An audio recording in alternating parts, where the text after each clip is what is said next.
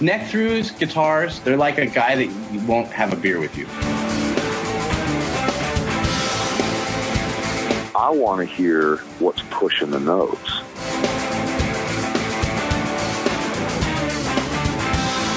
Freddie King and B.B. King, Albert King, and let's not forget Burger King. I don't want to blow my knuckle out.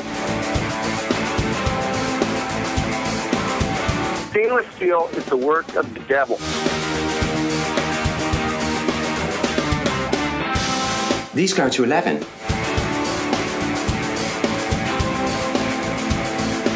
From the East Amplification Tone Labs in Baltimore, Maryland, it's the Amps and Axes Show.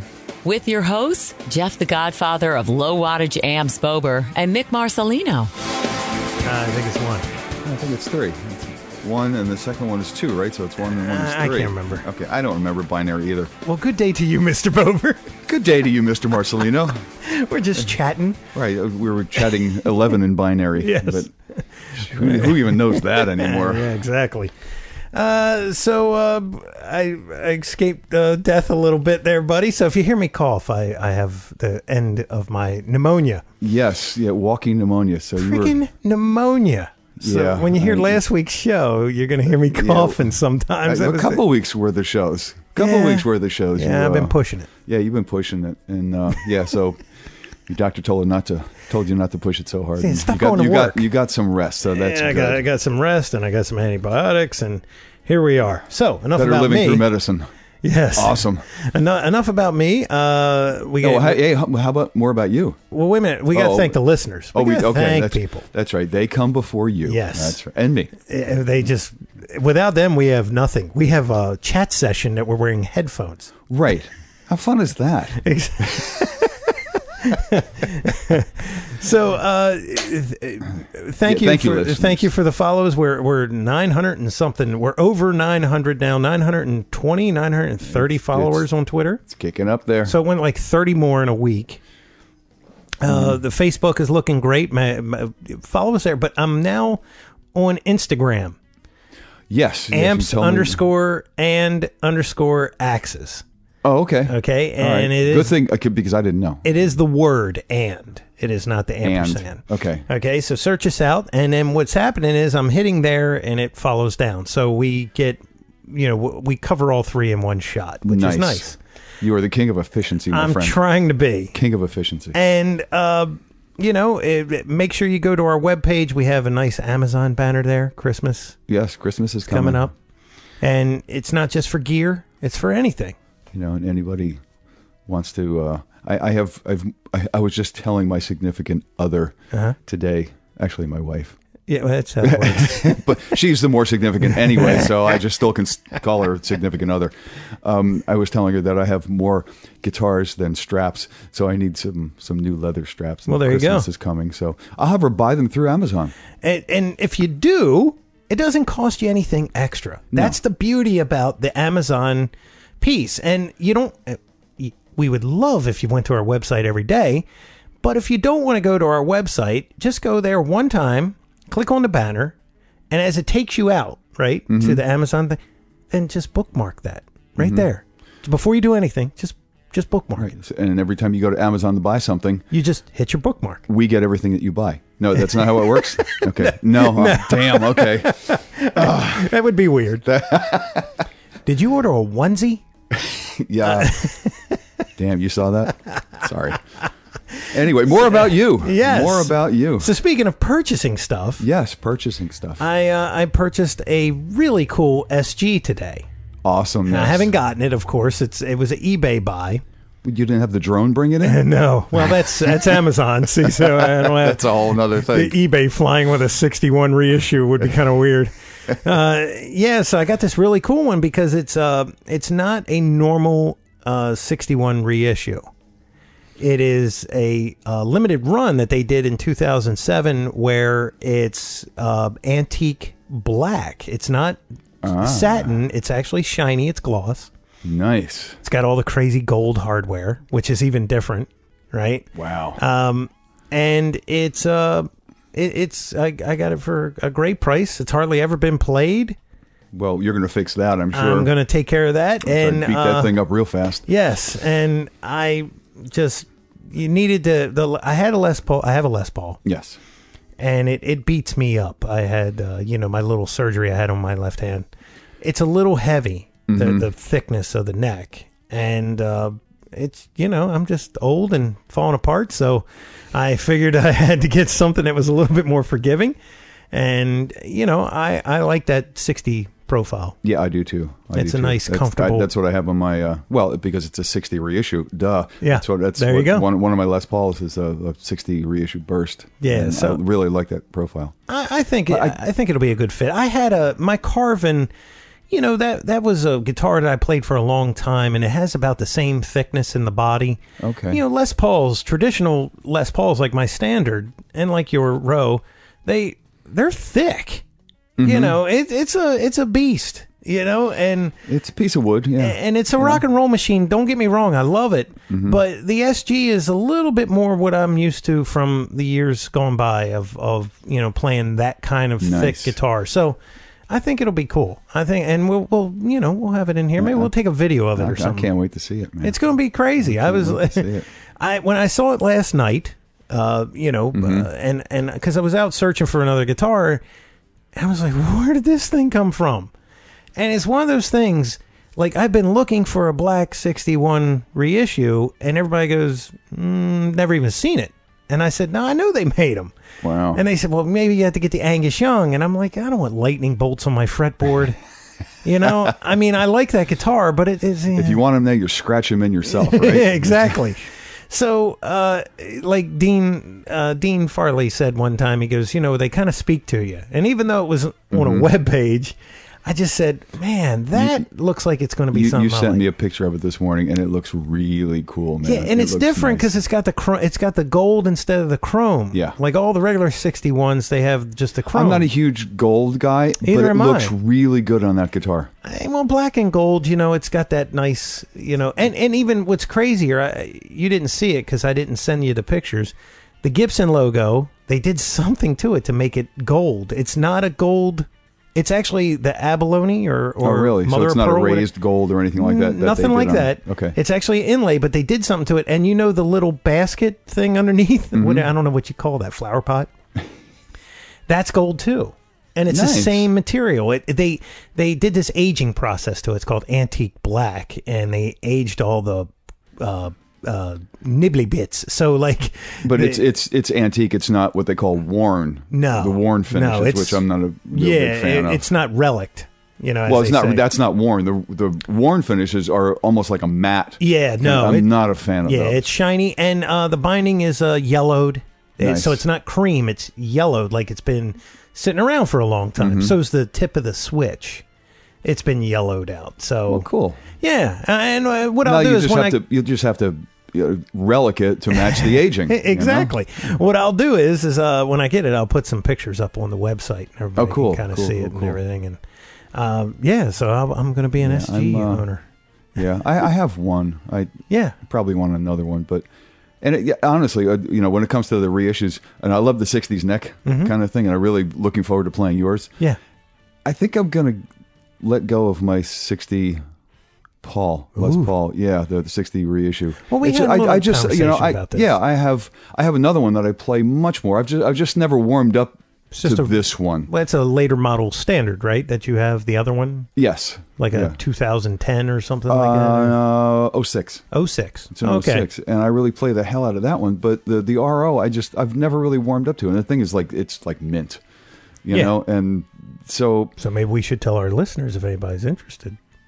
Oh, you know what? Hey, look, if somebody out there is looking for a really nice 2004 RO, it's on the front of our website. Actually, that's the one. That's the one. It's on the front of our website. So, if anybody's interested, just message one of us. But right through ampsandaccesscast.com. Yes, I just it's I didn't want to play it a lot because I didn't want to mess it up, and therefore I just never warmed up to it. And this belongs to somebody who likes to collect them more than play them. And I think we had a little bit of the conversation. If you remember, I had that Leslie West Dean. You did, yeah. And it was gorgeous. Mm-hmm. And I was like, I could not bring myself to play this guitar. That's the problem with some of these things. I was like, this is like a piece of art. Mm-hmm. And it had his signature on the back of the headstock. And I was like, and don't get me wrong, thing played and sound incredible. Mm-hmm.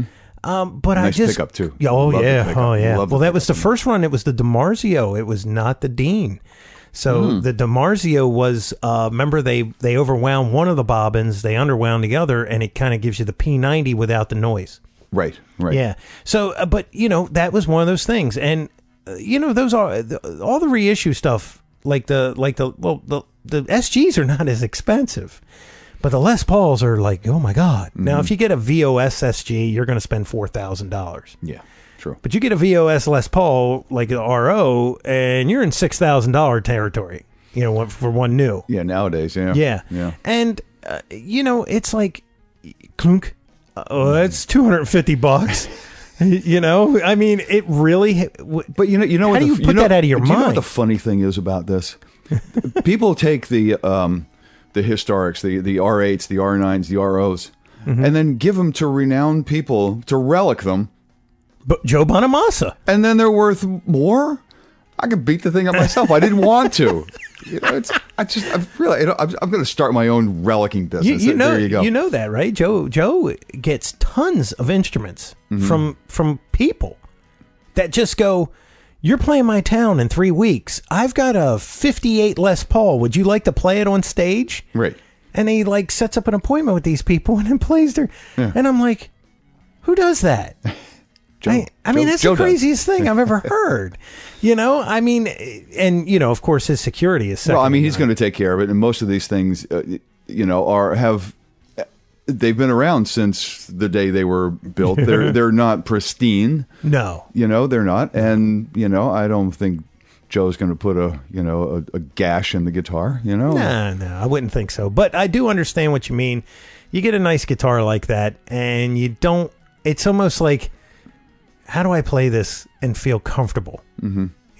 And I know some guys that, you see some of these guys and they got the 59 reissues and they're just hammering away on them. And I'm like, that's a lot of cash. And that's okay. If you really fall in love with the guitar, play the damn thing. I don't care what it is. Play the damn thing. Yeah, absolutely. Yeah. Yeah. I agree. I just never bonded with this one. Yeah, and I guess it's a beautiful guitar. I just never bonded with it. And I'm wondering if some of these guys that are famous, if it's Gibson went, hey, take a tour of our factory, and here you go.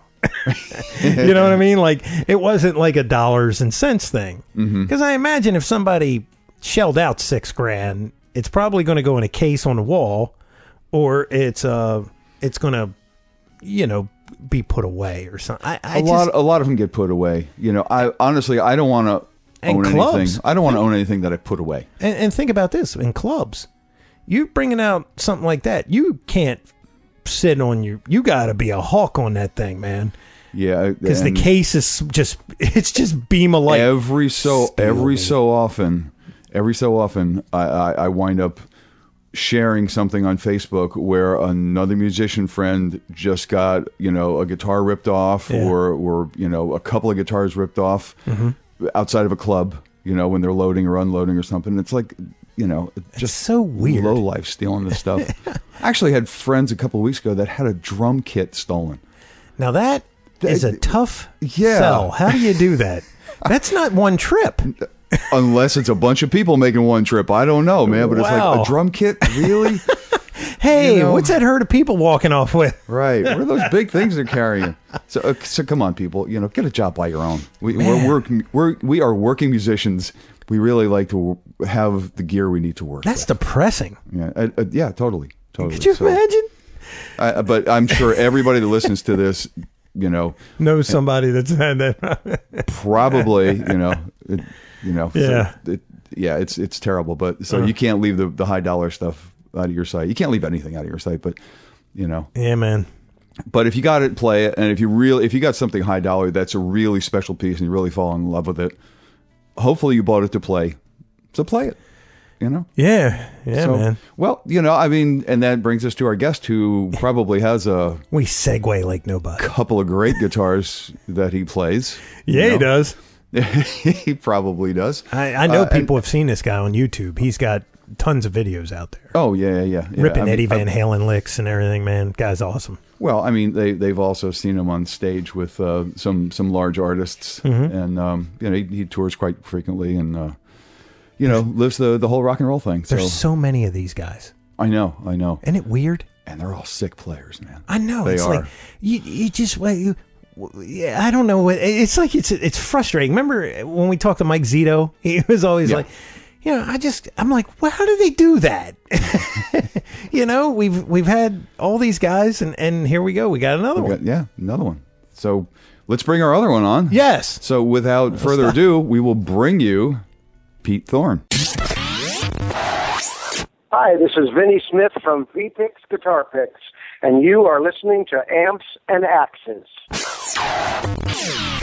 And as promised, here we have with us Pete Thorn. Pete, how are you? Hi there. Great, thanks. Thanks for having me. You are welcome. Thanks for taking the time to be on the show with us. We really appreciate it. Now you're a busy guy. So. Absolutely. Happy to be here. Happy to chat and geek out on guitar stuff and whatnot. Always. Very good. Yeah, do you think it's going to be okay? He likes to geek out on guitar stuff and I don't know. amps, and I don't know, This man. is a tough show. Yeah, it's going to be tough. Yeah. But. I sense your kindred spirits. I sense it. Awesome, Pete. Well, thank you very much.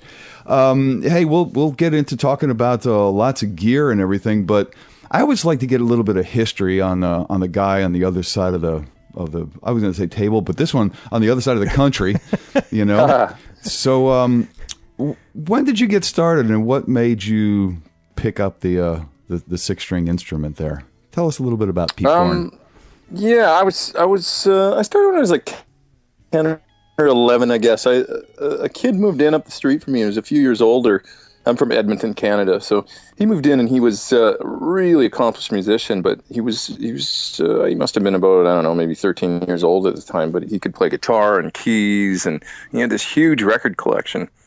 And so at first, I met. He was kind of an introvert, and so like kids at school and stuff thought, oh, this kid's kind of weird, so they weren't hanging out with him that much. And I guess so. I was like his friend in the neighborhood or whatever. We became buddies, and he got me into listening to music, and he'd be like, check out this record, check out that record, and we'd just sit and listen to records all day and stuff. And so that's what really got me into music. And then he showed me my first few chords on guitar. And then he moved away. He actually moved out of town after that, so I didn't see him anymore. But I had the total music bug at that point.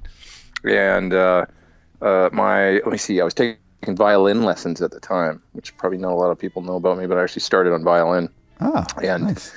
Yeah, and my violin teacher showed me a little bit on guitar, and then introduced me to a guitar teacher. And not long after that, I quit playing violin. I just got so into guitar. I was off and running, so it was like, but by the time I would say 11, I was taking lessons and, had a good teacher that was really supportive, and that was it. I just, I'd found my deal. I was lucky. It was like, found my thing that I was into really young, I guess. And you said you were listening to all this music. What really hooked you? Like, who were you listening to?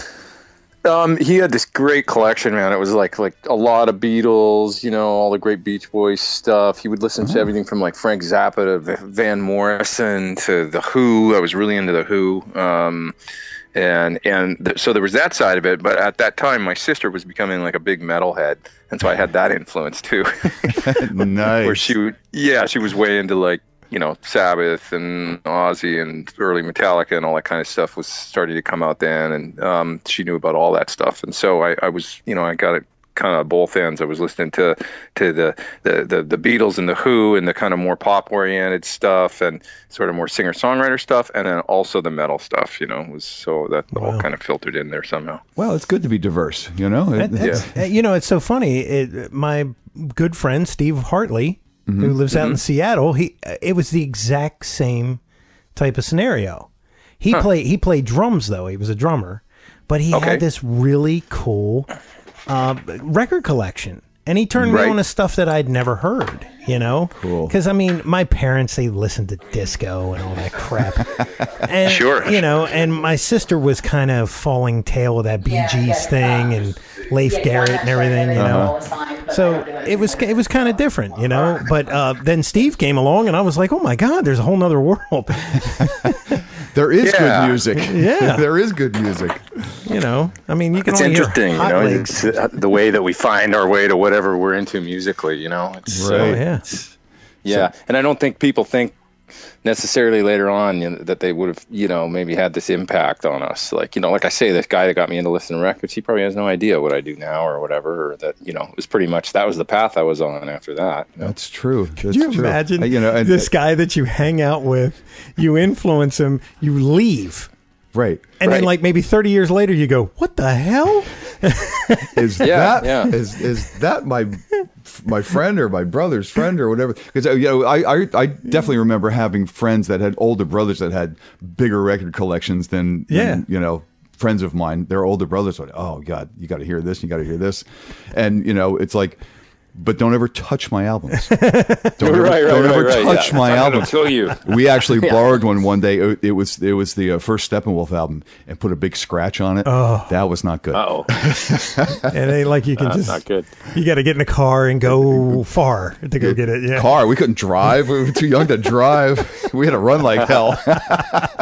It's hilarious. But could you imagine though that you have this guy that you hung out with, and then all of a sudden, maybe or maybe not, you find out he's wildly successful as a musician. Right. You'd be like, I did that? Because of you. Well, it's funny. I get emails from dudes I played in bands with when I was 13, 14 years old. I was in this band with a bunch of guys that were a lot older. They were like 18 or 19, and I was about 14. So that was a big spread then. But, they sent me a little while ago. I mean, via Facebook and everything, people just find you these days. Yeah. And they sent me some pictures from back then that were just awesome. That was, that we'd taken, our band photo in the parking lot or whatever it was. They're hilarious. Playing a pink BC Rich guitar, trying to look cool, And, we've had that conversation. It's not pink, it's fuchsia. Exactly. It was fuchsia. I was like, see, there you go. You could not buy anything but fluorescent colored guitars in the 80s, man. I know. For a period of time, it's true. Yeah. Well, they made guitars to match every color spandex, so that's why. Yeah. That's funny. It was quite an era. It was. You mentioned violin. That's funny because I'm thinking when you said that there's a chance that Pete Thorn could have been another Jean-Luc Ponty, Yeah. I actually really liked him. He was like an influence. I was listening to him back then, and I just never got out of the I was more like a fiddle player, to tell you the truth. My teacher was way into Irish music and stuff, so that was kind of what I was doing, and I liked it. I liked it a lot, and I still have my violin. And one of these days, I should pick it up and learn. Nice. I think sometime maybe around 1998, I thought I'm gonna get back into it. And I opened the case, and all the horsehair from my bow had somehow disintegrated. And the bow was destroyed, and I thought, oh, forget about that. Close the case up again. That's the last time I thought about it. Can't play this today. Now, let me ask you. One of these days. Let me ask you, Pete. I've never known anybody that's done the crossover thing. How does that translate? Is there any translation from the violin to the guitar?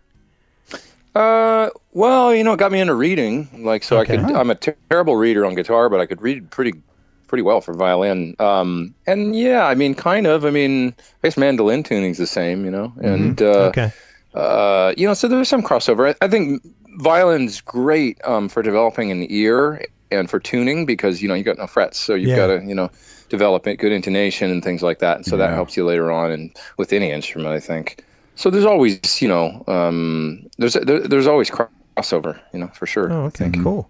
Yeah, excellent. Yeah, that's very cool because I didn't know. It's an instrument I have not picked up. It's a hell of a you can sure make a racket with it. It's it's terrible for the first 6 months. It's the worst sound. Stop it. If you're lucky, that's what you get out of it. Taking your cat, strapping it to the back of your car, driving down the road slowly. Exactly. Now, see, you should have done something imaginative, like taking the bow and maybe, pushed it over a guitar string, or because I don't think anybody's done that before. No. Oh, wait a minute. Now, hold on. There was one guy. No, never mind. Exactly. Problem is, you got to buy a castle, and you got to be hooked on heroin. Oh, God. I don't know. It's just not worth it. Then. It's already been done. So anyway,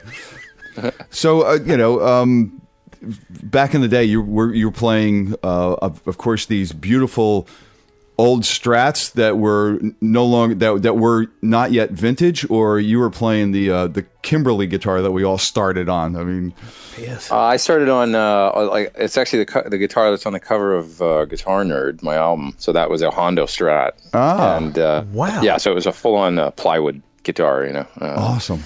But it was fine, it was good to start on. And what's funny is because I started in the 80s, so I was into that thing, and it was all like, pretty soon I had guitars with Floyd Roses and, that whole business. So I never, unfortunately, scored anything real cool that would now be considered vintage and collectible or anything back then. But when I think about some of the guitars I saw that came through, I remember mid-50s Les Pauls and all kinds of stuff that were in stores that I was looking at, where it was like, now careful, don't touch that one, it's $3,000 or whatever. It's like, now they'd be 50. Yeah, don't touch that, it's $62,000. Right. Yeah, I remember in particular a Black Beauty, like a 55 Les Paul that was in Lilo's Music in Edmonton, and they still have it. I go in there now and it still hangs, in a case in there, and I thought, God, I probably could have bought that back then if I would have had any kind of money at all,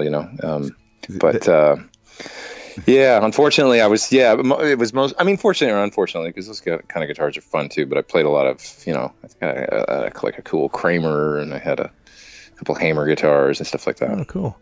Yeah. Now, you know what's funny, and he mentioned it because the Hondo was literally made out of plywood.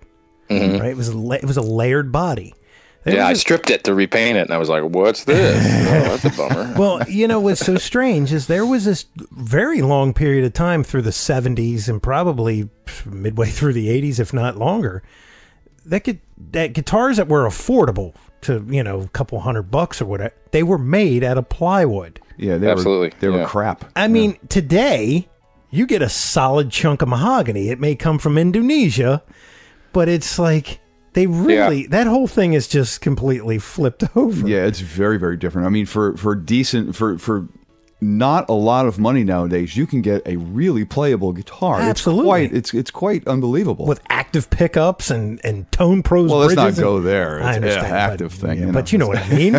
I mean, it'll have... That's true when you think what are the Fenders that... God, I can't remember what they're called now, but they're, the little Squire things that... right. Yeah. Solid. Like I've picked them up and gone, because I've heard people talk about them, say these are pretty amazing for the money, and so I checked them out and said they really are. They're like, if you're a kid starting out, you can get a good guitar. Yeah, it's.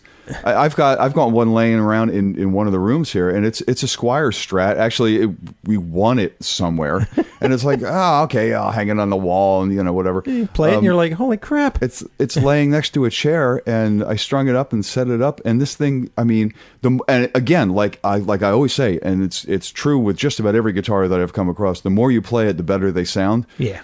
And this thing, it's just become a very playable instrument. It's crazy. It's a freaking $150 guitar, and it's it's insane. It's insane. Yeah, I totally agree. The quality's gone way up, and not only that. Everything is. We think about how kids learn now, like via YouTube or whatever. However you do any kind of internet lessons and whatnot. It's just like, you can plug your guitar into your computer and get a decent sound, and then dial up a lesson and be like rocking in no time. It's just a totally different world. I used to be slowing stuff down on like 4-track cassette recorders and stuff like that. Right. Remember that? They had like the 3 3/4 speed and the 1 7/8 or whatever, and you could record your Van Halen song or whatever into it at 3 3/4 and then put it down at half speed and listen to it an octave down, and that's what he's doing. And if you could afford the tape and wanted to record in really good quality, you go 7.5. Right. Yeah, I didn't have one of those. If you really think about it, for about $150, you could get like Guitar Rig and plug it into your computer. That is the interface too, with the software, and it has tape decks in there. You can actually put your music on it, tune it to your guitar, and cut it in half. It's incredible. Yeah. And record yourself on another deck. Yeah, but I mean, Pete hit on a key there too. You know, kids learning, and it's very easy to learn, but the equipment, especially the guitar that they get to learn on nowadays, it's insane. Yes, I really do think it helps them to continue playing guitar, because we've all had guitars where the strings were a half an inch off the neck, and it's like, discouraging. I can't play this, and you just throw it under the bed and you go, okay, basketball's my next thing. Mm-hmm. Yeah. Yeah. But having a good setup is imperative. I used to teach a lot. I taught a lot of kids, and I also worked in a music store that, so it was like the teaching studio was part of the store. Mm-hmm. Oh, yeah. And so, the two things that would happen is parents would come in, they want to buy their kids a guitar, and they'd say, so I should probably get them an acoustic, right? And I'd be like, but your kid's into Metallica. I don't think so, like get him an electric, because that's the sounds he wants to make. Really? You can do that? And I'd be like, yeah, I started on electric, no problem. So, that's the one thing. And then having a good setup is the other thing, for sure. Like just making sure it'll play. I'll pick up these guitars sometimes. I'd be like, man, I couldn't make this sound good. And how's a kid supposed to? Yeah. That's just starting out. It'll be very discouraging. So yeah, good setups, totally very, very important. Yeah, absolutely. Yeah. Absolutely. So you you picked up a guitar back in the day, and you learned, and you played in high school bands and everything. When did you start turning it into something in the professional aspect? When did that happen? Did you pursue it, or did it come to you? I made a decision to go to MI, and I decided that really young. I was like 14 when I was like, I'm going to go to the school. My teacher at the time had attended MI and GIT. He was in one of the first classes, I think around 78 or something. Wow. And so I was influenced by him pretty heavily. And, so I decided at about 14, I'd send away for all their material, their catalogs and whatnot. And they, show up at the house, and I'd read through these, and my dad would look like, oh no, what's he doing? He's planning on going to LA. But sure enough, that's what I did at 19. I just kind of cut out and went to MI, and then sort of never looked back. I mean, my first real break in the music business was around 95 or 96. I'd been playing in a band for a number of years, and we got a record deal in Japan. Our singer was half Japanese, and we'd been trying to get a deal in the U.S. for a long time. It hadn't worked out, and we'd written and demoed like 50 songs, I think. And a Japanese businessman had said, why don't you cut 3 songs in Japanese, because our singer was half Japanese and spoke fluently. And he said, if it doesn't work out in the States, maybe we can get you a deal in Japan. And that's what ended up happening. Wow. So, so that really got me out of my day job at the time, and that was it. I've never had really held a job since then. So that was around 96. And what was the name of the band? It was called the Surreal McCoys. And you'll never find this record except in maybe a Southeast Asia used record store or something at this point. But they have plenty of record stores out there still. Yeah. They do. Yeah. It just wasn't a success or anything like that, but it did get me, like I say, out of my day job, and so that was successful, and got me into the music business, so to speak. So nice. What years did you go to MI?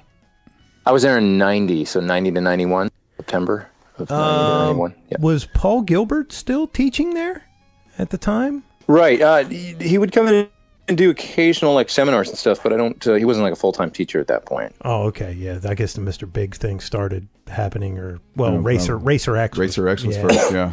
Yeah. He was definitely doing Mr.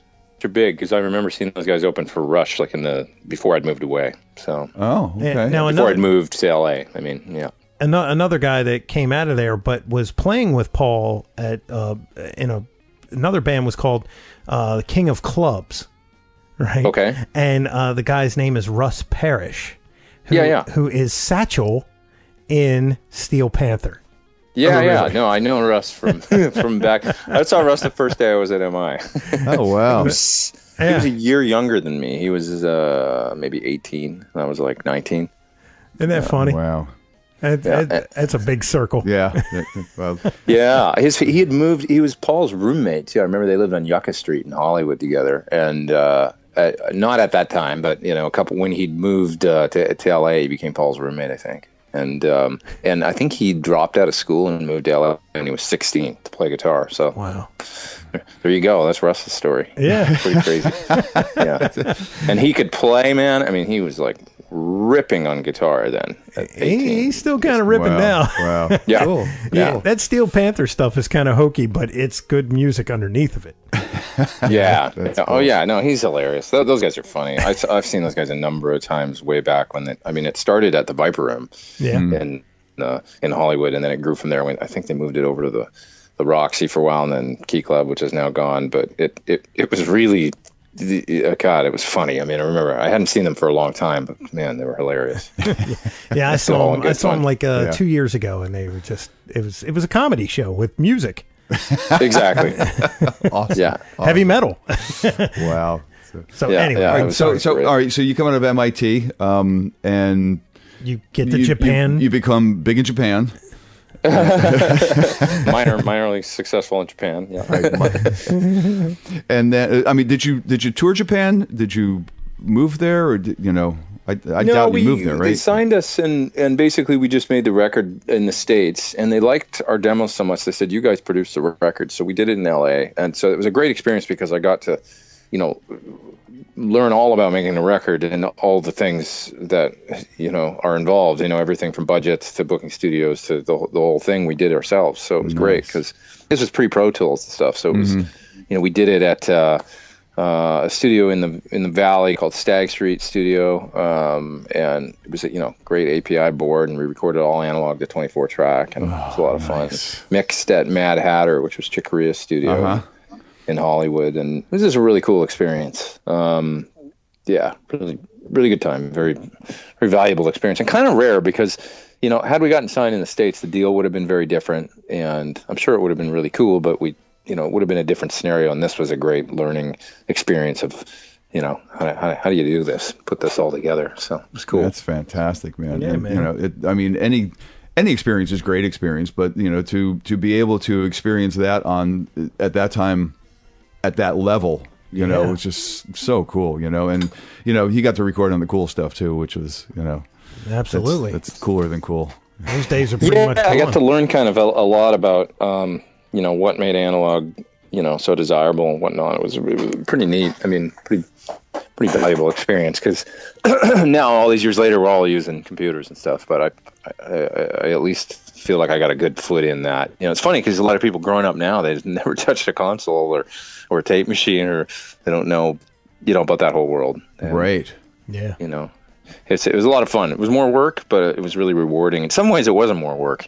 I remember you could just kind of really throw mics up in kind of standard positions and stuff, and then just play a good take. You go in the control room and listen. It already kind of sounded like a record. It was like, damn, just that analog glue. Wow. Was a really cool thing. It kind of then I find now you have to work a little harder to make things sound to make it sound older. Yeah, to make it sound kind of crappier. Like we like. Yeah. That's great. All right, so we're better, aka crappier. Sorry, go ahead. That's why better is a relative term, Exactly. I have a lot of theories about that, by the way. Like the things that we think are better. Like, don't you guys think it's kind of funny? Like with guitars, like. That it's such a lo-fi instrument, like the electric guitar. Like, I just know back in the day, whatever, there's these boutique companies making like Marshall repros and cabinet reproductions where people put all this time into the exact science of getting the cabinet, just like they were in 1968 or something. Mm-hmm. And I swear to God, that do you guys know the story where the first Marshall cabinets came from? Like Pete Townsend? Yeah. Yeah. So he had 812s, right? Yeah. Right. Right. And his roadies refused to carry it. Right. And they said, cut these things in half. And they chopped them in half. And I've seen pictures of those cabinets that literally with no Tolex on the top because they've just bolted a piece of wood down on. Right. And that's about how much science was put into the size of the 412. Exactly. Yeah. No, I mean, all that stuff back in the day were happy accidents. Yeah, absolutely. And now we're trying to recreate the happy accidents. Yeah, kind of a very lo-fi sound, really a distorted lo-fi, mm-hmm. and we see it as like a science or something else. So. But it's what our ears grew up with, and it was the time where the sounds and the type of music were established, and that's I guess what it's quote unquote supposed to sound like. you know, and it's a reference point, I guess, you know? Yeah. It's a reference point. And it's a total reference point, you know, and we take it very seriously, don't we? But it's all, you know, there's no rules also, so it's like, you know, kids are probably going to like be playing iPads now or something. Oh, yeah, yeah. Yeah, well, we're kind of doomed there. Yeah, right. Or not. Listen, that's easy. We're going to sound grumpy and old. It's like, whatever works, as long as it sounds cool, right? Right, as long as it sounds the way you want it to sound. Exactly. And that's what matters. I mean, it doesn't have to sound old. It doesn't have to sound quote unquote cool. And if there's some special aspect and you need, you know, something to sound special, you know, in this particular part, I mean, it doesn't necessarily need to harken back. It could be something the sound that nobody's made before, and that's what works in that particular instance, you know, and that's fine. That's great. And, you know, absolutely. As long as, you know, we never lose touch with the real thing, you know, I think it's cool to make new sounds, but, you know, a whole world full of all new sounds and nothing that sounds really cool and retro, I think would be a horrible world for me. So I don't know. I don't know if I want to live that day where we go to the Smithsonian to see a tube amp. Right. Well, thank God for, like, you know, Black Keys and bands like that who are kind of like, you know, keeping it alive in the raw, gritty form that they are, you know, I think, you know. Our buddy J.D. Simo, man, he records Pro Tools like it's tape. Oh, yeah. Yeah. And with the old gear, too. Yeah, with the old gear. So, I mean, we'll get into a little bit of gear, but I want to just, like, take the natural progression from the Surreal McCoys. You know, where do they go from there? Well, not long after that, I hooked up with a guy in L.A. that his kind of job that he'd made for himself was to help musicians find a place in bands that were looking. So, you know, if a band was going on the road, they needed a guitar player. You know, they would call this guy, and he'd set up auditions and whatnot, and that was really beneficial for my career, and that's really how I got into doing the Sideman work that I've done. So I sort of alternated between like after the Surreal McCoys ended, you know, I'd go out and get a Sideman gig, and then maybe after that, then I'd start another band and do that for a little bit, and then I'd go get another Sideman gig. So it was back and forth between these two worlds of sort of working on original music, and then, okay, now I need to go make a living. I'm going to go tour with somebody. And so I started working with a lot of younger bands, you know, doing the touring thing. I was playing with Adam Cohen, who's Leonard Cohen's son, and he's actually doing really well right now. He's got a new record out. And, so I toured with him for a little while. I toured with a band called Blinker the Star, great Canadian band. They were on, like, DreamWorks. Let me see. Another band called The Shore. And just sort of, you know, these were young bands that were kind of on their first record, all with, you know, major label deals, but on their first album cycle. And so, you know, you get a bit of pay and get to go on the road, and I got my feet wet kind of touring and learning how to do that. And that took me up till about, I would say 2004, 2005 or something. And then I started getting some gigs that were sort of better known artists and doing the touring thing. Now, were you in? I read something about Five for Fighting. Were you in that band, or? Well, it's not really a band, you know. It's John Andrazik is. You know what happened? I'll tell you the story actually of Five for Fighting. At the time, I believe it was either his management or his label said, you know, nobody's listening to male singer-songwriters right now. If you can imagine that in this day of kind of like, you know, everybody from John Mayer to, you know, everybody on this, there's so many male singer-songwriters out there in the scene, right? But back then they were like, people want band names now. So they said, you got to come up with a band name. And he was like, his publishing company was called Five for Fighting because he was a hockey fan. So he said, I don't know. He said, let's call it Five for Fighting, you know, and that's literally how the name came about. But it's really his thing, you know. He's a kind of a one-man band that's had a lot of people come through and tour with him. Oh, wow. Okay. Basically over the years, and help him make records and whatnot. But he, you know, he writes the songs and it's his scene. So I did that gig for about a year in 2001 to 2002. I toured with him on the album that had the Superman single on it. America. Oh, okay. Nice. It's called. Yeah. Nice. That is I just it always amazes me to hear guys like yourself, because we've talked to a lot of guys that have done this, and a little bit of a different fashion, but they still kind of do that same thing. The utility guys, they just go out, they do it, and then they come back, and then they are in the studio, and then they go back out, and then they come. And I'm like, man, that's a meal. I mean, to me, that's a huge amount of fun because you get to play with different people all the time and somewhat different material, if not extremely different material, but at least somewhat different material. And it's you don't have to tour with the same guys with the same material year after year after year after year or decades. But not that there's anything wrong with that.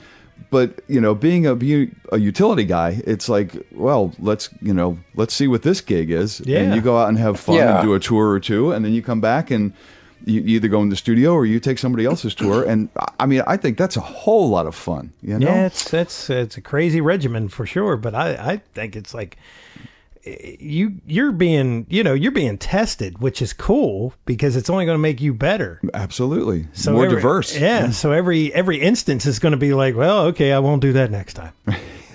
Yeah, you learn a lot. You learn by doing, and you get your feet wet pretty quick. And every gig, you learn something new that helps you out with the next one. And no two are the same. No two tours are structured the same. I mean, like everything, the way you travel, the kind of hierarchy of how things are, they're always unique. So it's fun and challenging because it's not like having a job where you necessarily know what to expect. Every day is different. But I've had a great time touring and, made a lot of good friends and got to travel all over the world. You kind of get to reap a lot of the benefits of being in a successful band or something, even though you're technically not. You're touring and kind of hired. But that can be great, too, because as you say, you can move on to the next year and, get another gig and go do something else. Whereas if you're contractually bound to a band and whatnot, I sort of found...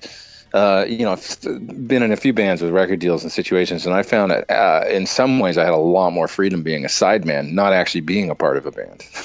if you can believe that. Yeah, I don't doubt that at all. I mean, the worst you have to do is learn the music. And show up. You learn the music and you do your job, and but you're not contractually bound to some situation where you might be. I've been in a lot of situations where you make a record and label might decide to shelve it and say, or we don't hear a single, go back. That's kind of the old way the music business used to be. I don't even know what it looks like now because it's been a long time since I've tried to be in a signed band and do that whole thing. I know it's completely different, but the business has changed so much. Sure. Yeah. But the cool part about that is too is you just that guy's sweating about his career. I'm, after 8 weeks of this, I'm going back home. Yeah, and that's I'm absolutely out right. Somebody else's that's tour, absolutely right. Yeah, that's kind of what I mean. That's the advantage. It's like, and there's a lot of pressure, and that's really how you go and get the gig. By the way, that's a huge you go into these auditions, and my whole thing would always be go in really prepared, and with the right tones and all the parts.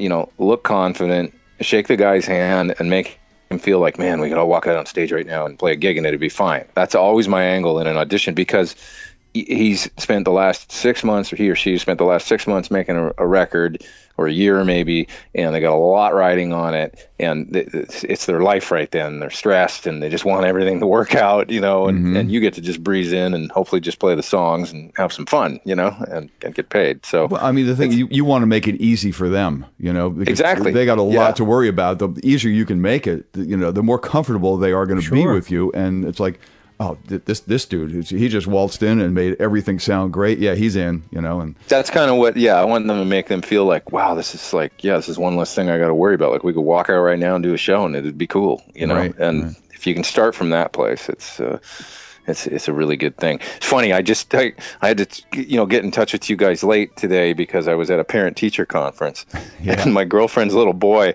he's going through some stuff. He's 11. He's going through some stuff at school right now where he's having a little trouble paying attention, getting homework done on time, and all that kind of stuff. And I'm just thinking, man, it's just the same. Like all the way from you don't want to be that kid where the teacher's like think, oh, he's the class clown that doesn't get his work in on time. And it's in my job, you want to be that guy that people can count on and rely on and know you're going to get your work done and be, deliver. And so it's like, I've been, before we had our call today, I'm like, how can I get this across to him? It's like a musician trying to think about responsibility. It happens more and more lately, man. It's crazy. Well, he can play. Musicians like growing up and having families and things. It's crazy. I know. He can play the show back.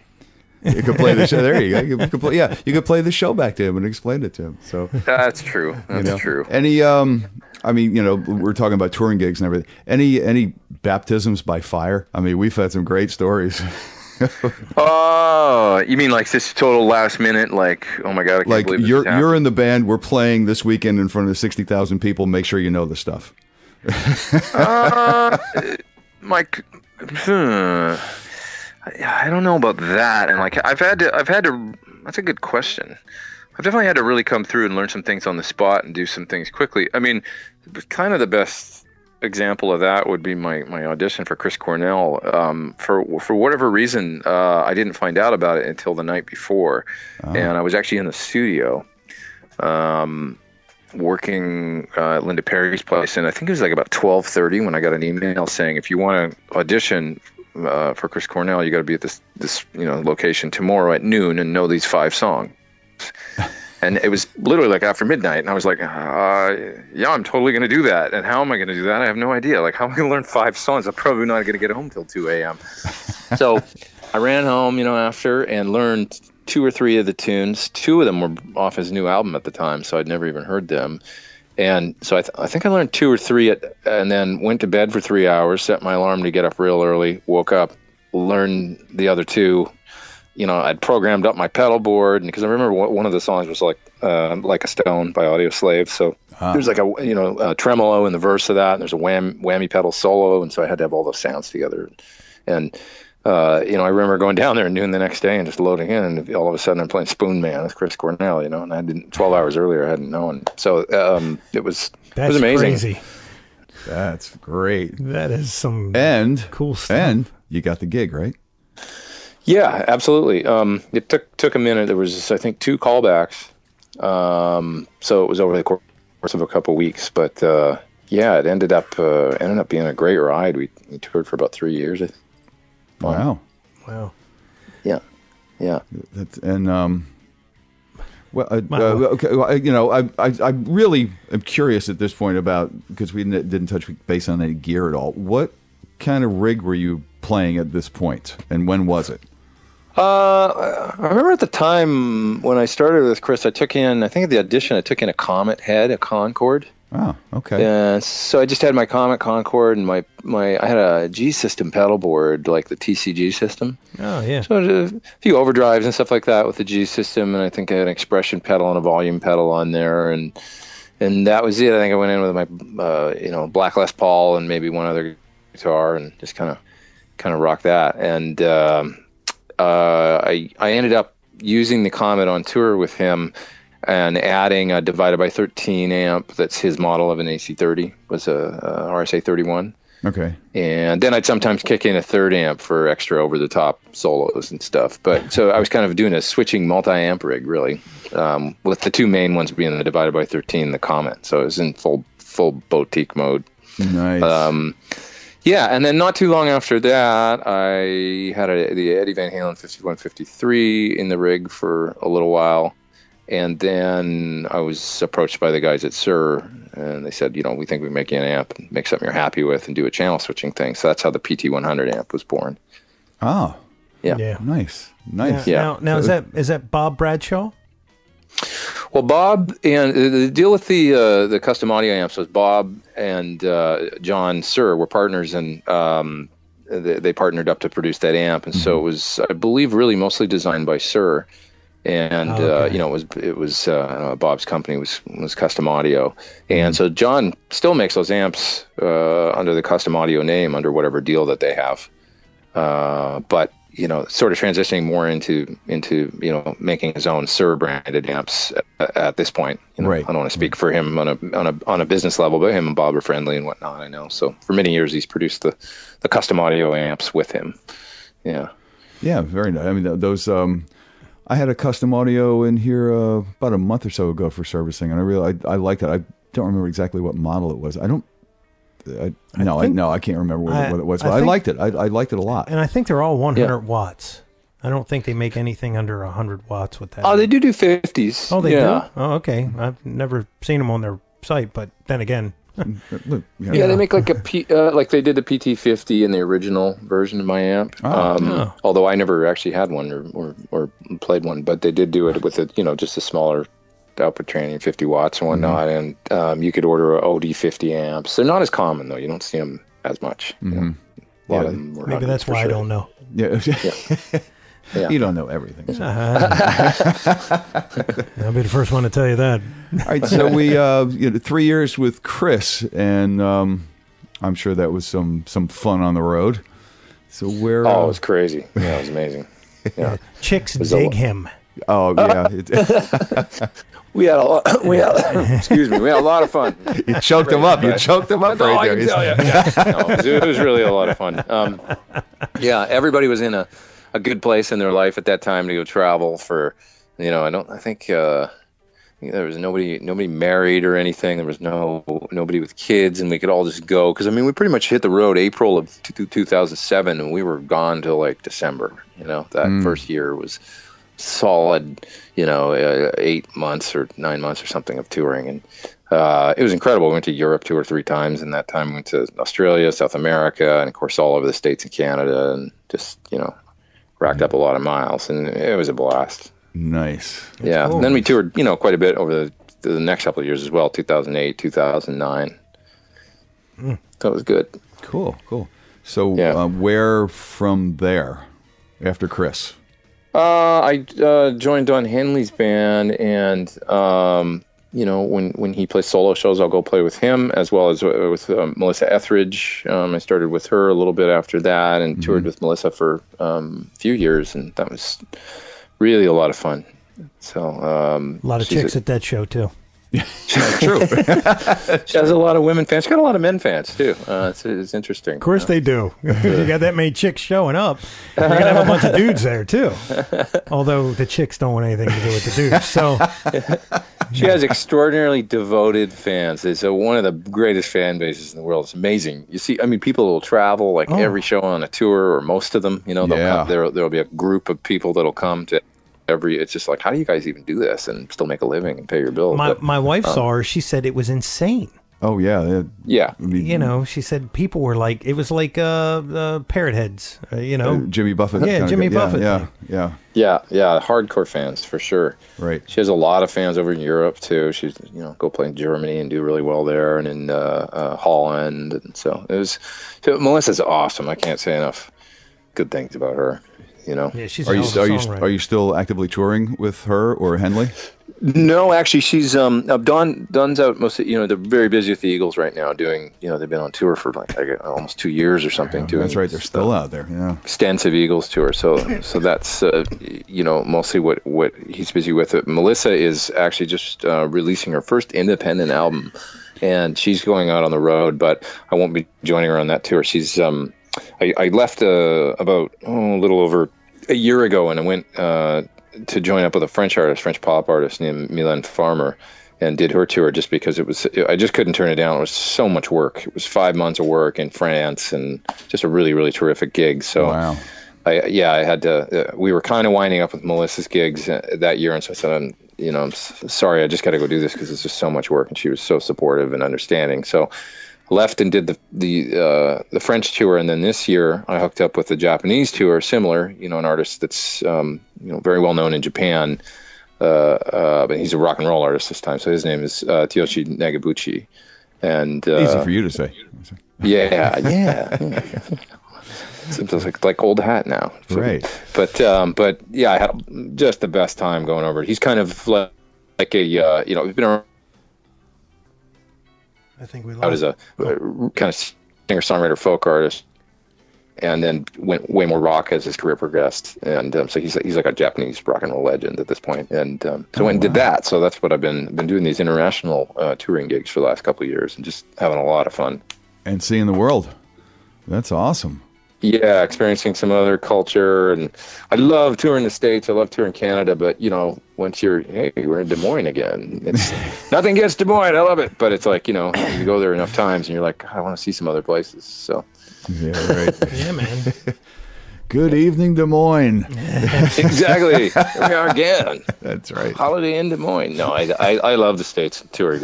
It's just great. You get into some of these other places touring in South America, or you experience some other stuff. It's a lot of fun. Oh, for sure, man. I mean, and if you have the opportunity to do that, I mean, if you can, you should. Because why would you just stay in this country, man? Just expose yourself to everything you possibly can. Unless you're the Allman Brothers. Play music and have fun. I mean, what the hell? It doesn't get any better. Well, that's the other thing is that some of these other places you go, the energy is just not. I mean, American audiences are great, but yeah, man, when you see Chiyoshi's audience in Japan, it's just like what? Like it's this insane. First of all, he's got a no cell phone thing over there, and I know there's a lot of talk about cell phones these days. My buddy Peter Frampton.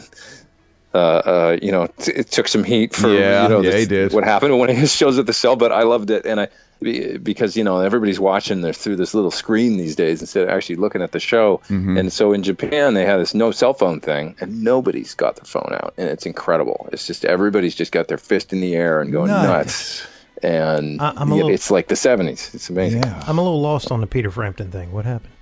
Well, he had, I guess, numerous times warned a guy in the front row that to not take video because he's got a no video rule, and the guy was just ignoring him and just continued to film him holding the phone up. So he said, "Can I have that for a minute?" And he took the phone from him and then launched it into the back of the stage area and kept right on playing. Can I have that? And you thought you were going to get a selfie. Wow! Exactly. I don't understand. We've said this. We don't understand why people just can't go to have the experience. They got to do this, and who cares? And you know what? You're never going to watch it again. No. You might put it up on YouTube, and you're never going to watch the thing again. Just go enjoy the damn show, man. Absolutely. If you're close enough to enjoy the show, enjoy the show. If you're far enough back, I guarantee there'll be someone else with video. It'll be up on YouTube, so don't worry about it. You can just watch. And if you're far enough back, most shows have big screens now. Exactly. It's not like you have to look at it through your little phone, which isn't going to get much of anything anyway. Put the goddamn phone down and enjoy the music. That's what you paid the money for. I have an entire wedding album that I only get to look at when we clean underneath the bed. Exactly, same thing. The wife will pull it out and go, "Look at this," and I'm like, "Really? I gotta?" I don't mind doing that, but what I'm saying is that it's the exact same thing. Most times, I think there's actually statistics now, like the pictures on your phone, the videos that you take on your phone. Most of that stuff gets looked at maybe once, twice, and it's never looked at again. Right. And yet we assemble this huge collection of data, It's insane. I'd rather have the data that's assembled in my mind from actually experiencing the show. Sure. Absolutely. I mean, that's a memory that's not going to go away if I lose my phone. It's up here. So watch the damn show and don't put the phone down. I love that. I love that. That's great. Yeah. Oh, it's terrific. Just being present, being in the moment. Yeah, and I can't, they really, one of the beautiful things about Japan is they're pretty hardcore about following rules and whatnot. And so, there's low crime there and people just, pay attention to that kind of stuff. So it was really wonderful to see, there's just this, nobody's telling anybody to not film or anything. It's just people don't do it. It's great. So I don't have a big hardcore thing against it or anything like that. It's not like I'm one way or the other, but I do think it's a little over the top these days. Yeah, sure. Especially when you got the guy with the iPad. Exactly, and the bigger phones and the out of my face. But yeah, it's I really do think what are you going for? Are you going? And this is off track, but what are you going for? Are you going to impress somebody that you have a 3-minute video on your phone, or are you going to enjoy the artist that you bought the ticket to see? What the hell, man? Why are you there? And here's the other thing: the microphone inside your phone is horrible. That's right. It's a piece of crap. Yeah. It's not a high quality condenser. Sorry about the sound. Yeah. It's all right. So don't even post it. Yeah, exactly. Yeah. And I was thinking about it. I think it was back in 1985 or 86. I went and saw Ted Nugent at Merriweather Post Pavilion down in Columbia. And this band opened up called Alcatraz. Right, with Graham Bonnet singing. Had this little guitar player that nobody knew. Right. Yngwie Malmsteen. Yeah. Right. And I was like, if I think back to that, if we all had the cell phones, I would have known about that, months before because they were on tour with Nugent. That's true. During the Penetrator album, and it would have taken out that whole thing of me like going, who in the hell is this guy? Right. So you would not have had a aha moment. It would have been all spoiled for you. No, and you would have seen him on some little it would have. YouTube clip. You know what I mean? And not that there's anything wrong with that either, but but it does take it's a spoiler alert. You know what I mean? It's like, hey, look, I got the end of the new movie that's coming out next week. Yeah, absolutely. There's and you got it in a much less impactful way. Sure, seeing it on a little clip that sounds not good. So it's true.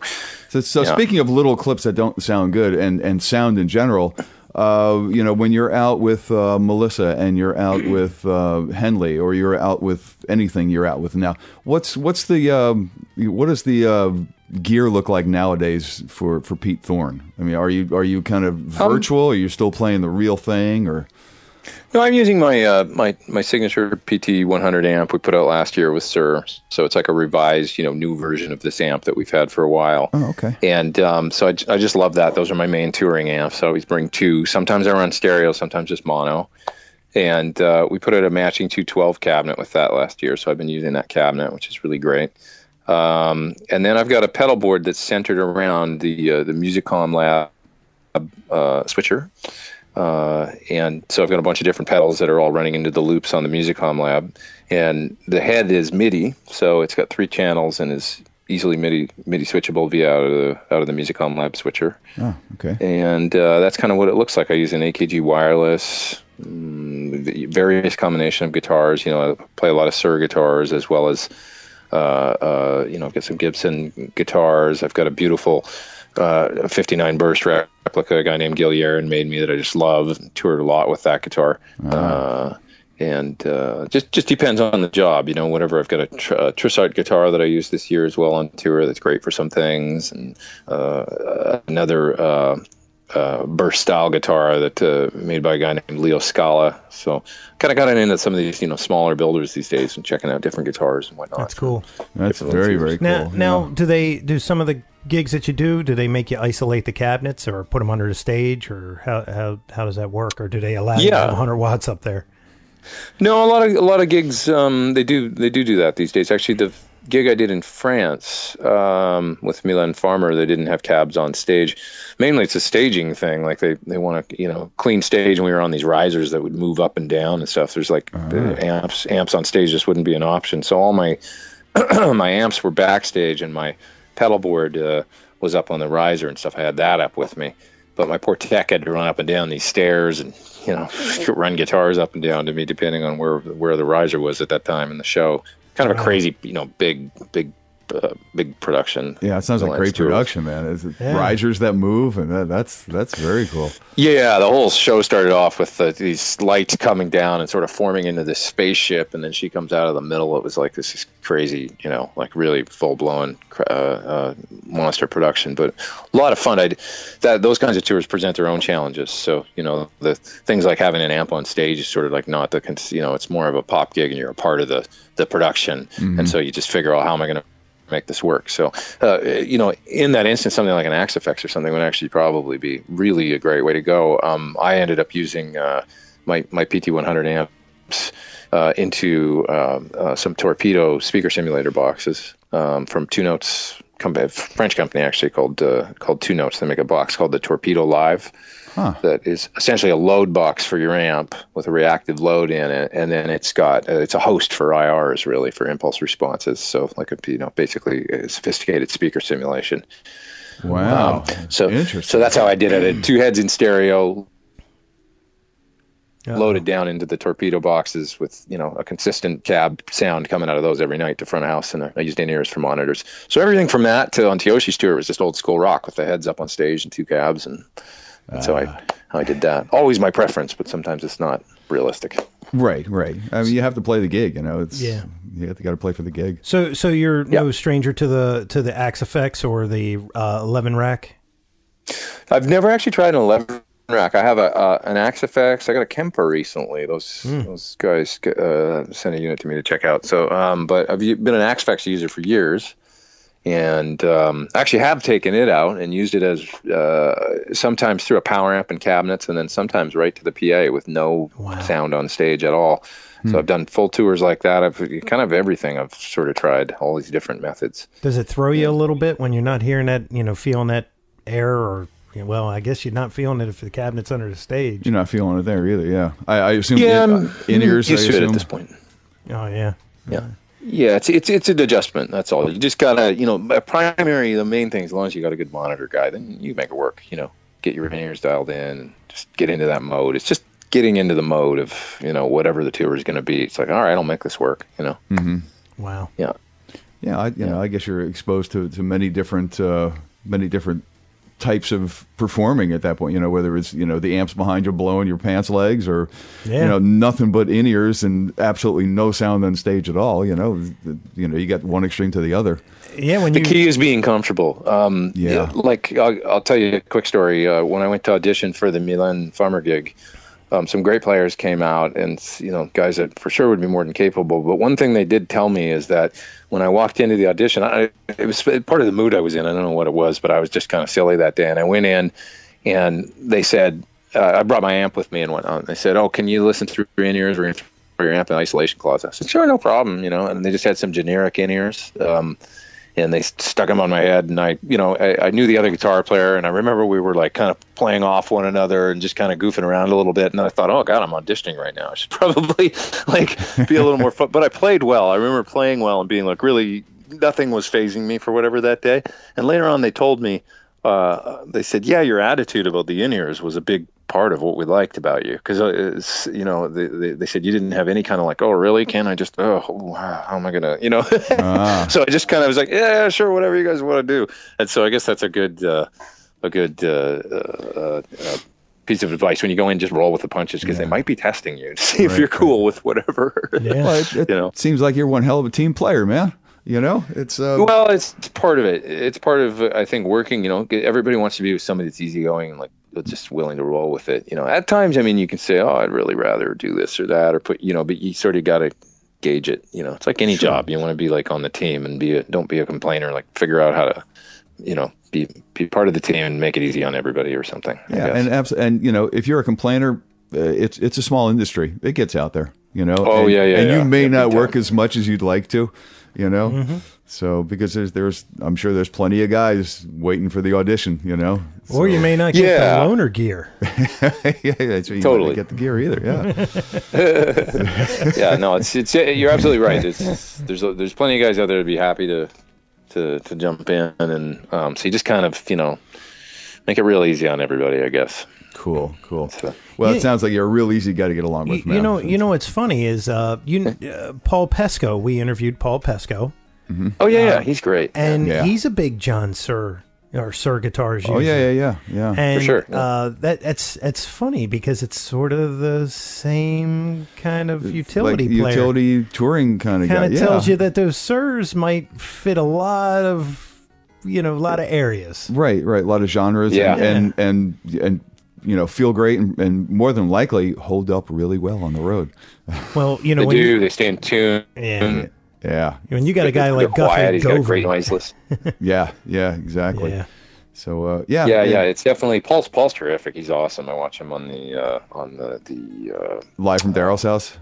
Exactly, that's what I was looking for. Great show, and I love watching him play on there. He's terrific. If you go back and listen to our interview with him, it was crazy. He carried that whole interview, and he said, "I'm going to have to call you guys back because I have more to talk about." It was it was an hour and a half solid. And he was on the run the whole time. He was driving, walking. He was signing all around New York. Yeah, it was insane. The guy, he's multitasking. Multitasking. And that's good. And really, that says a lot right there, right? Yeah, for sure. And just another great guy. He's probably great to get along with, and a great team player too.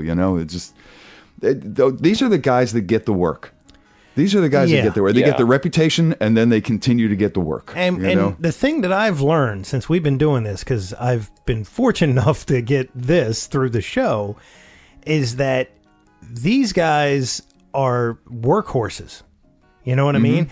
You got guys. Now, don't get me wrong. You know, the guys that we know, the Jimmy Pages, the Eddie Van Halens and all that. But, you know, those guys are, you know, that's their gig. You know, their gig is their gig.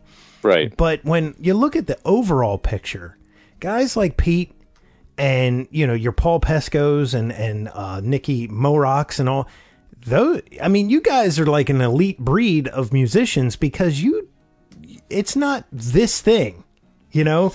I don't play just rock. I can play whatever you throw at me, and well, we can do a tour if you'd like. Yeah. Well, you have to figure out how you're gonna survive if you're not in the signed band and making a bunch of money as a songwriter. I guess is what it is. Like I say, I did the band thing and slagged it out in clubs and tried to get deals and did get some deals, put out records, and you do that about, you know, it was about 4 or 5 times for me with different bands and different labels and cycles, and pretty soon you find yourself, you know, maybe in your early 30s or mid 30s, and you're like, man, I don't think I can go get in that van and do that again for another. Like I need to figure out how I'm going to do this for a living, and because I want to play guitar, I don't want to go get a day job, but I don't want to do that anymore necessarily. And maybe it's not even an option. You just get to a point where you're at an age where, you know, it just doesn't make sense, right? So, you know, those guys, you know, like, you know, when we think about Van Halen and, you know, they were just, you know, fire out of the box, could play incredible when they were young, hit the scene and it blew up. And that's like a once in a million, you know, we can name them, you know, the great, you know, success stories like that and wonderful players and stuff, but it's just, there's not that many of them. And so for the rest of us, you know, what are you going to do, you know, if you want to play guitar and make a living? So that's what you got to figure out. And you know, it's funny, I did a seminar at the career seminar at the AaA Amp show. It was about 3 weeks ago, where we sat down on a panel of guys. It was really eclectic, diverse group of players there. And they kind of asked us, you know, what are you guys, you know, where's this all headed? And technology and how you guys are making a living, and it was really interesting to hear everybody's take on all that, you know, because it's a wacky, you know, the world's changed so much, and the things I find myself doing now 5 years ago, like, really, you know, but this is, you know, I make a lot of pedal demos or things like that, and it's like that's part of my income now and part of how I support myself, and cool. Right. It's just trying to figure out how to do it as a musician is the name of the game, I guess. You know, and you hear this all the time. You know, we did it for the love. Guys like Pete, he's doing it for the love, man. Because to be knocked down 5 times in a, I would be like, you at some point, you're like you said, I can't take it anymore. Well, you can't. You know, it's like if you want to have any kind of normal life or semblance of, you know, family or anything like that, it's there's not enough.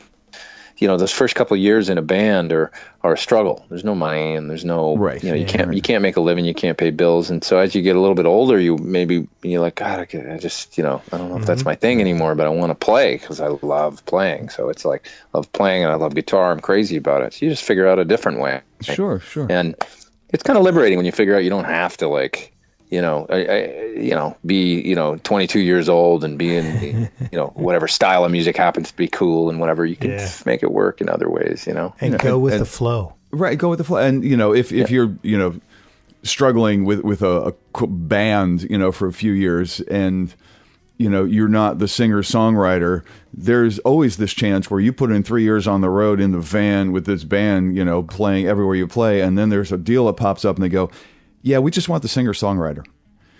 Well, and then depending on how your deal is structured from the beginning, it might be a deal where somebody or a select few or a couple people in the band start making all the money. Oh, and exactly. You go, wait a minute. We're all a band together, you know. That's Maroon 5. That's part of it, you know. It's maybe to some degree. Yeah.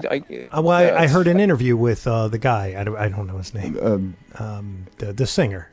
I don't know. Right, Adam. Yeah. Adam Levine. Adam Levine. Yes. Okay. He was on Stern. This was some time ago. And when Stern asked how they, you know, he goes, what do you do? Do you divide it up 5 ways? And he went, no. He goes, whoever writes the song, they get the majority of the money, and then the rest of it is divided up. And I was like, I was sitting there thinking, and I'm going, So it's you and the guitar player, and what do you throw every idea that those guys come up with out the door, or how does that work? It's the source of many, like the Police and all kinds of different bands. It's a lot, over these things. Some people split things 4 ways, or 5 ways. It's equally, no matter who wrote the song, and then it's been the reason the bands break up. So it's it's tough. That's sort of what I was alluding to earlier when I was saying I almost feel like I have a lot more freedom being a side guy than I did maybe when I was in some of these bands, because those are some of the issues that come up where you might all be in the van at the beginning and all for one and one for all, but if you do hit it big in any way, shape, or form, then those divisions can creep in, and you may not have a lot of say or power in making the income. So it's tough.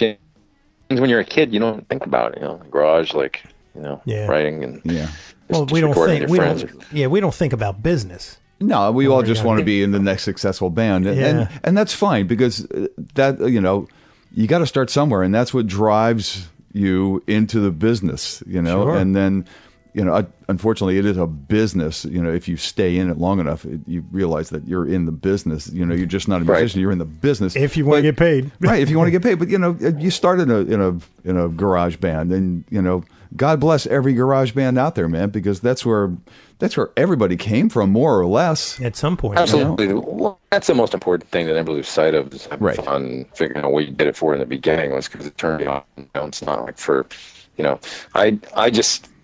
There's something in me when I was a kid where I'd see the guy on TV and go, well, he's doing it, so why can't I? Someday when he's not doing it, I'll be the one to do it. And so that just clicked, and I knew I wanted to make it a career. I don't know if that was even maybe necessarily the smartest thing. It's like, I don't know if it is or it isn't at this point. It is.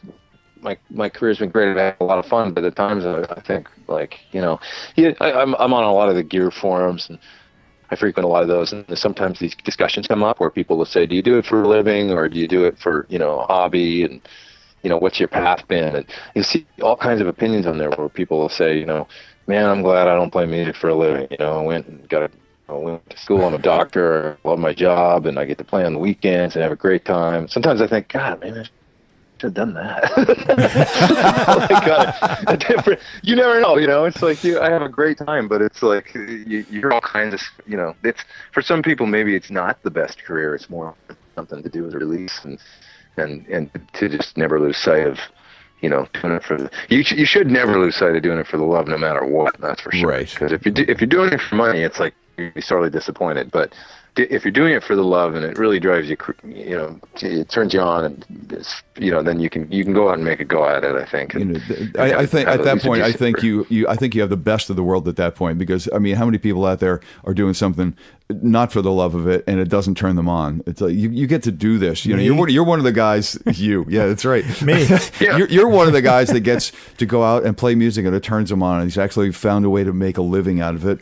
And God, the people that he gets to play with, a lot of people are really ridiculously envious of people like Pete, who found a way to do it, Yeah. And, if you're one of those guys that would rather be a doctor and are happy that you didn't pursue it, well, that's fine too. That's fantastic. Go out and play your guitar on the weekend and have fun with it. Good, and there's nothing wrong with it. It's all good. You know what? Because it's all music. Although, until you get that first malpractice suit. Yeah. That's one thing you'll never get playing guitar. You might get fired, but you'll never get a malpractice suit. It's true.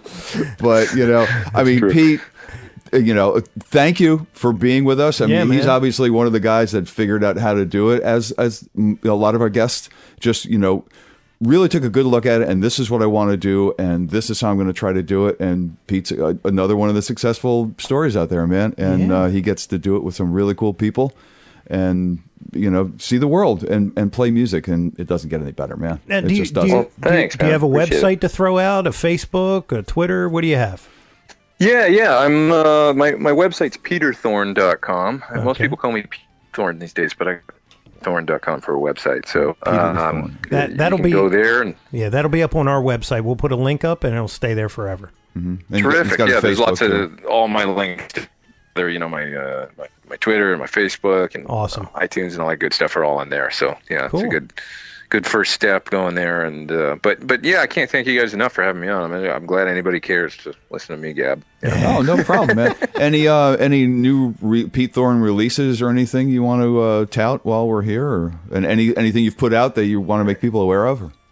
Well, it's funny. I just put out a song on the Sir website for my amp. We've got this Name My Song contest. Oh. So that's basically like I wrote a song as a demo for an amp last year, and I recorded it, and I never came up with a name for it. So we thought, oh, this is kind of a fun thing. We thought we'll do a Name My Song. So you can go there and actually download that track for free. It's on the Sir website, and which is just I think sir.com. Could I SUHR? Can I actually insert that into this audio? Would I be allowed to do that? That's track, absolutely. Yeah, that track's free, up for grabs. It'll be done. Feel free, go there and download it. And so that's a free track that's kind of one of the latest things I did. I've got some new lessons available actually through Jamtrack Central that we put up over the last few months. So if you go to the jamtrackcentral.com website, there's 3 songs on there where I detail how to play them and whatnot. And so that's kind of the latest stuff. Other than that, I'm getting ready to go back to Japan next year and do some more touring. Wow. And head out and have some fun doing that. And I'm got a ton of work to do in the studio with just getting some demos done for pedals and different things like that before I go. So, at some point I got to record another record, and that's like a goal. But I don't know when I'm going to do it, but I got to do it. So, wow, well, another busy guy, man. Another busy guy. That's great. That's great. Well, Pete, it's good times. Yeah. We thank you so much for being on the show, man, and taking the time out of your busy schedule to do it. We really appreciate it. Oh, thank you so much. I can't thank you guys enough for having me on. Oh no, it's all good. It's all good. It was a great interview, man. Thank you so much. And if you if perchance we see you pop up anywhere around the East Coast with anyone you might be touring with, we're going to stop out and say hey. Yeah. Please. Yeah, let me know in advance, and it'd be great to meet you guys. Cool. Absolutely, fantastic, Pete. Again, thank you so much, and much continued success, my friend. Thank you. Appreciate it, guys. All right. Take care. Okay, take it easy.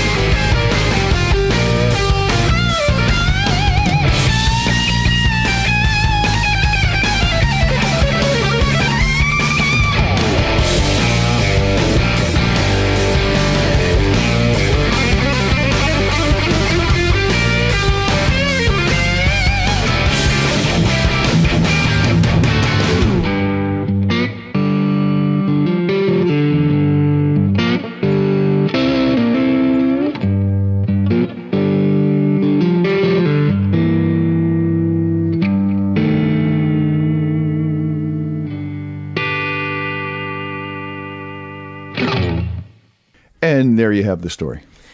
Yeah, man. Of one Pete Thorn, cool. Another cool guy who just he figured out how to go out there and do it. And I think we finally got to something that I don't know that we've actually said the words before with anybody else, but be a team player. Yeah, that's a big selling point. I mean, he was like, I just went with the flow. Yeah, you go with the flow, and you go out there and try to make it as easy as you can for the people that are going to write your paycheck. You know, it's they got enough to worry about. Especially trying in a situation where you're not there. They're still not the band that's traveling in the van and playing all these venues for years and years. This is a guy or maybe two guys that are fronting a band. And they're putting together people that they've not had that experience with for years. So, when you go in there, you don't go, hi, oh, it's me. And, okay, yeah, what about me? And what's in it for me? And, oh, yeah, me. Just go and do your thing. Make it easy for them. Make them want you in their new incarnation of this band, this project. Because it's going to allow you to go out there and make money and have fun. And the phone will keep ringing. Yeah. So, Now, real quick, I heard Eddie Trunk, they had John Five on. He had John Five. Hell of a player. Is crazy good. Yeah. Crazy. Just because he puts makeup on and looks like all these, wears one contact. The dude is a fantastic player. Insane player. Yeah. There's some videos out there. He recorded his instrumental album. He puts instrumental albums out, believe it or not. Guthrie Govan type stuff, not as jazzy, but he just covers everything. A lot of one take. They sit in the same room and go. Oh, really? And there's a couple videos out there. So if you can check out John Five's, I think it's a released something, a studio released thing. Okay, it's a couple videos, amazing, high def, the whole bit. Nice. But here's the thing: when he was talking to him, you could totally tell because he's in Rob Zombie's band. He was in Marilyn Manson, but this guy has written for Katy Perry. He does a lot of studio work. This is John Five, right? He played on DLR, David Lee Roth's album called DLR. Huh. He was the guitar player. He was not John Five at the time. Right. Marilyn Manson gave him that name. But here's the thing. That guy, you can tell he's just a humble dude. And probably not just his insanity on guitar, but he is, he's that personable. He delivers for the person that he's working for. Right. And meanwhile, he can play country like a madman. Because he said he learned everything on Yeehaw or Hee-Haw. Yeah. So, and he's a telly guy. Yeah, well, that's where he got it from. Right. Buck Owens. Yeah. So, And a buckaroos. Exactly. So, that just like what you were saying, you got to be a team player. I think those guys have fantastic gigs. I think being in a band is very cool, and if you're fortunate enough that the band makes a name for itself, and it goes down in history, like some of the big bands, fantastic. That's awesome. But I think you have a better chance at having a musical career being a utility guy, and I honestly think it's probably more fun because you just if you consider fun being able to do more and diverse things. I do. So I think it's a cooler job, man. Sure. And if you think about it, you're doing a cover thing. You're playing somebody else's music for the most part. And if you're good at that, if you're the chameleon guy, well then jump all over that. Hell yeah. We've known chameleon guys around these parts that don't go anywhere. They just stay here. And it's like, and I know other guys that are, they're touring Japan. This month they're in Japan, next month they're in Europe somewhere, and and it could be with the same act, could be with different acts.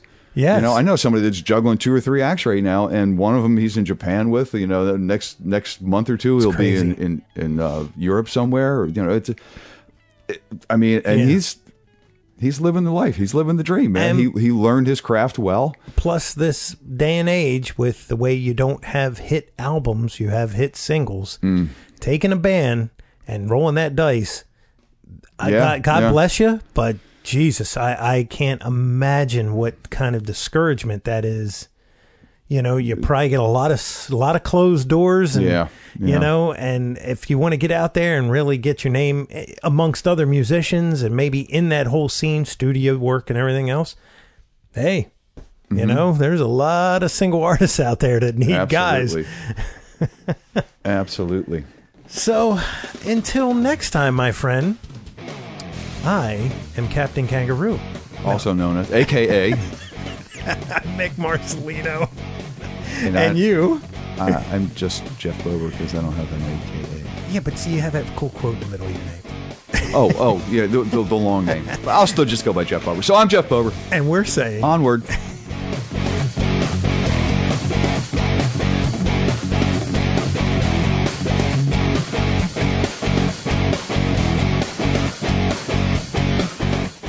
Be sure and follow the show on Twitter @AmpsandAxes. Also, make sure you like the show on Facebook. For news, comments, and everything else, visit the webpage ampsandaxescast.com. Thanks for listening.